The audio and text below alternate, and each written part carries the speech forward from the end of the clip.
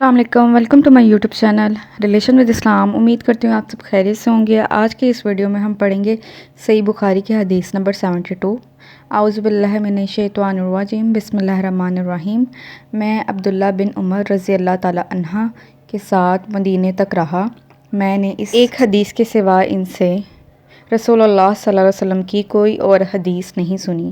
وہ کہتے تھے کہ ہم رسول اللہ صلی اللہ علیہ وسلم کی خدمت میں حاضر تھے کہ آپ صلی اللہ علیہ وسلم کے پاس کھجور کا ایک گھابا لایا گیا۔ آپ صلی اللہ علیہ وسلم نے فرمایا کہ درختوں میں ایک درخت ایسا ہے، اس کی مثال مسلمان کی طرح ہے۔